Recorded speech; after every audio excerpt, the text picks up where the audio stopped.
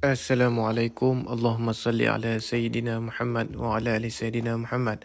Hari ini Min bawa hampa ke satu lagi lokasi yang di mana terletaknya makam purba, iaitu di dalam kawasan Kampung Kubang Lintah, Negeri Kedah. Kawasan Kubang Lintah sendiri merupakan salah satu kawasan yang pernah menjadi kota pada zaman Kesultanan Kedah dahulu kala. Hal ini dibuktikan kerana tembok-tembok kota dahulu kala pernah menyambung ke dalam kawasan ini, dan antara kawasan kampung yang berhampiran dengan sini dinamakan sebagai kampung dalam kota. Makam bernisan Aceh ini betul-betul terletak di dalam kawasan tanah perkuburan Islam, Kampung Kubang Lintah. Agak sukar pada awalnya Min dan tim untuk mencari kerana saiz nisan ini agak kecil dan tidak tinggi seperti nisan-nisan yang biasa kita jumpai. Namun jika dilihat daripada struktur dan seninya, ianya merupakan sebuah nisan Aceh yang boleh kita kategorikan di antara yang tertua. Dua kemungkinan, sama ada makam ini sememangnya asal berada di dalam kawasan tanah perkuburan ini ataupun telah diubah daripada tempat asalnya. Wallahu alam.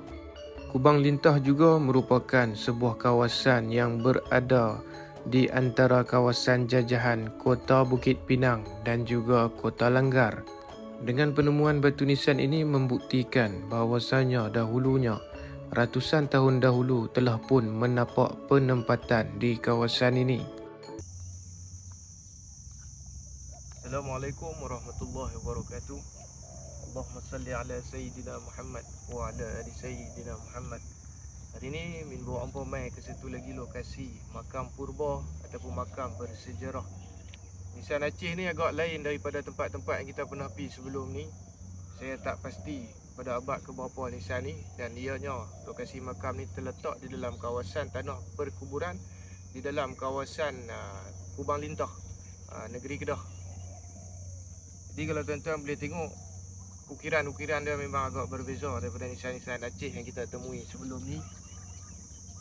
Agak unik lah, dan terletak di dalam kawasan tanah perkuburan.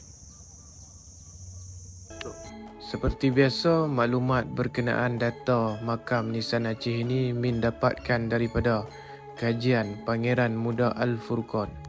Tertera di nisan sebuah ukiran yang sangat indah dan juga sangat halus seni pahatannya dan juga ukirannya. Kubang Lintah juga berdekatan dengan kawasan Lepai, iaitu yang pernah diceritakan rekod lisan bahawasanya tembok tanah kota purba Kota Bukit Pinang menghubung ke Langgar pernah dilihat suatu ketika dahulu merentasi di kawasan sekolah rendah yang kini berdiri di dalam kawasan Lepai.